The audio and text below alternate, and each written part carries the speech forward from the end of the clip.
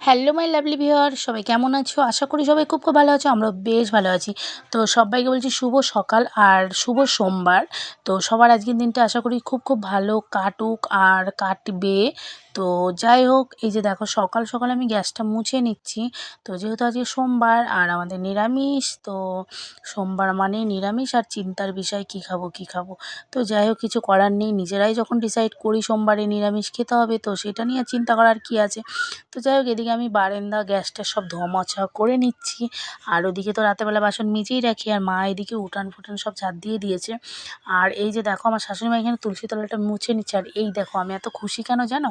কারণ তোমাদের দাদাভাইকে আমি কালকে বলেছিলাম আমাকে একটা ঘর মোছা লাঠি এনে দাও। আমার এই লাঠিটা জানো, আগে যে লাঠি দিয়ে আমি ঘর মুছতাম, তো সেই লাঠিটা না তোমার ভেঙে গেছে। তো আমার শ্বশুরমশাই আমাকে ওই একটা বাঁশ কেটে যাই হোক কীরকম করে দিয়েছে, তো সেইটা দিয়ে আমি ঘর মুছতাম। তোমরা তো অনেকে দেখেছো, আর আমাকে ইউটিউবে অনেকে কমেন্টও করেছি এটা কী দিয়ে ঘর মুছেছো।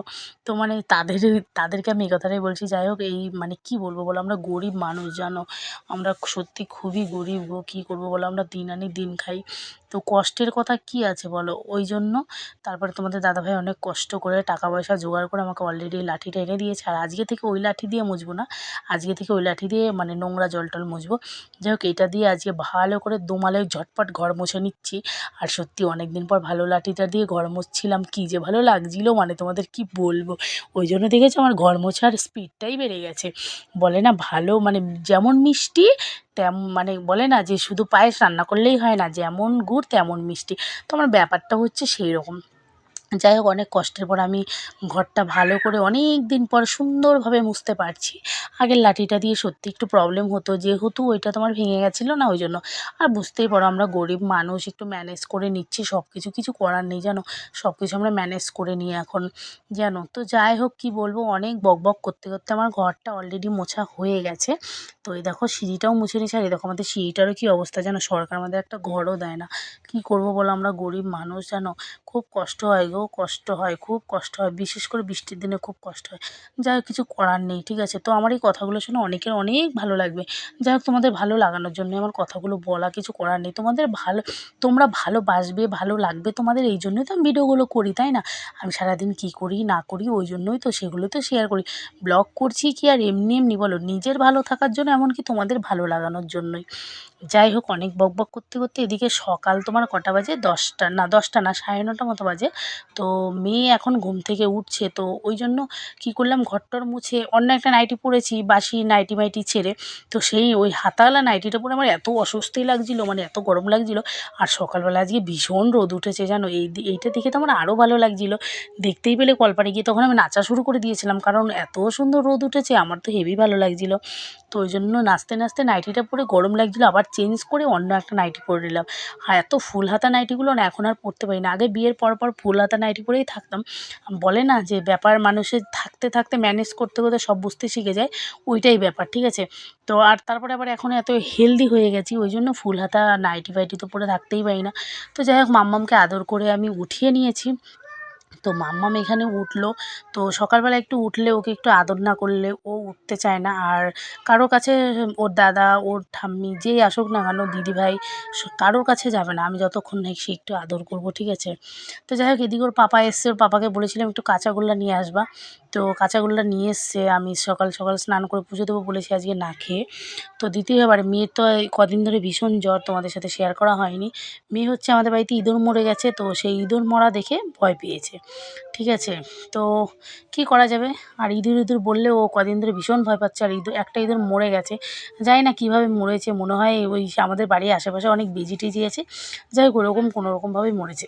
তো যাই হোক, ওই জন্য দাদুকে ফোন করেছিলাম, তো দাদু একটু ঝাড়িয়ে দিল ফোনের মধ্যেই। তো তারপরে আমার দাদু কী কী বললো, বেলপাতা, তুলসী পাতা, এইসব দুব্বর মাথা দিয়ে রস করে আগুনে সেঁক দিয়ে, লোহা সেঁক দিয়ে সেটা খাইয়ে দিতে। তো আমি তো একটা জিনিস শুনে ভীষণ আনন্দ পেয়েছি আজকে, এমন আনন্দ সত্যি আমি জীবনে হইনি। মানে কি বলবো তোমাদের, মানে এই বাটাটা যে করলাম, যে রসটা বের করলাম, এটা মেয়ে না এক চামচে খেয়ে নিল।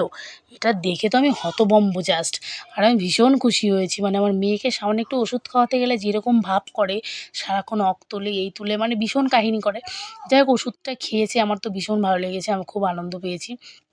তো যাই হোক ওষুধ টষুধ খাওয়ানোর পরে আমি স্নান করে মেয়েকে মানে কিছু ওই বিস্কুট টিস্কুট ও দাদাকে বললাম খাইয়ে দে।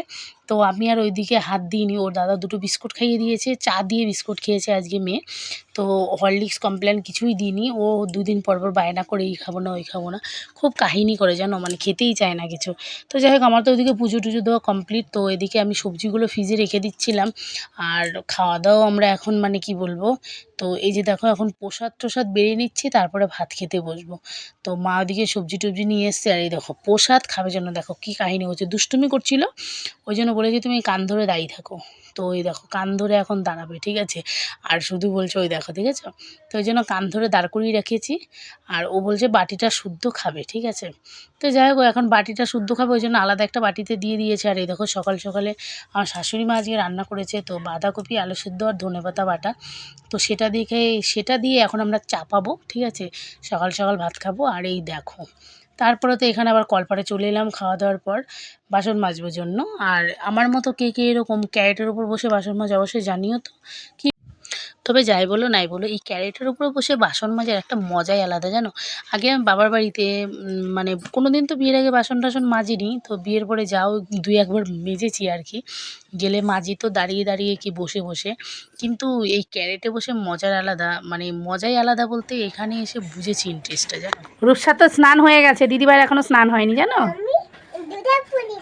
তাই তুমি জুতা পরলে তো, আর দিদিও দেখো আস্তে আস্তে নামো, আসো আমাকে ধরো ধরো, হ্যাঁ এই তো আস্তে, গুড, চলো।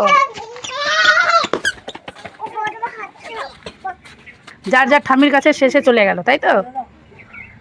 আমার বাবাই এখন শুধু বাবা আয়নার সামনে শুধু দেখেই যাচ্ছে, বলে বাবা ভাল লাগছে তোমার বাবা।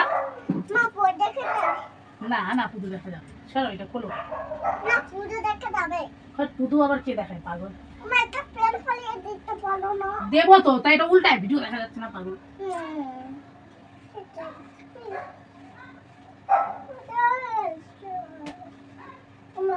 অনেক সুন্দর লাগছে, তোমার চোখটা সুন্দর লাগছে, লাইটে পড়লে সুন্দর লাগে না, শাড়ি পরলে সুন্দর লাগে, এটাও পরলে সুন্দর লাগে, এখন ভালো লাগছে না আমাকে, তাই আমি শাড়ি পরবো না, শাড়ি পরলে ছোট দেবল মেটা পটামে প্রথমে আমি শাড়ি পরবো, তাই এটা টিপ পরিয়ে দিই, দেখি আন্টি পরিয়ে দিই, বাহ কোনো একটা শাড়ির মতো করে দিয়া।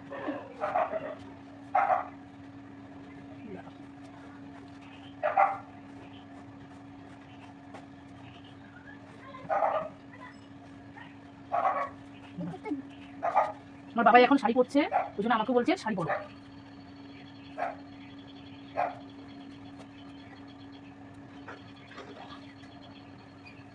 এটা ছেড়াও পরে স্নেহাও পরে, তাই পরলে অনেক ভালো লাগে, তাই না তো প্যান্ট পরলে না প্যান্ট পরাবো, সবাই দেখে ফেলবে, না না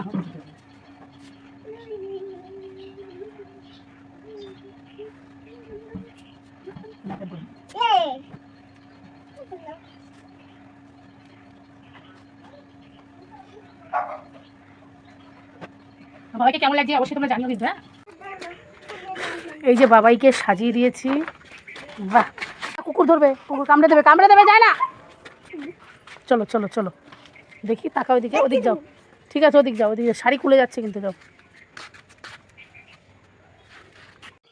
এই যে আমার বাবাই এখন ক্লান্ত হয়ে গেছে, ল্যাঙ্গা পরে, ল্যাঙ্গা বলছে কি পরেছো, বলছে ল্যাঙ্গা, পাপড় খাও,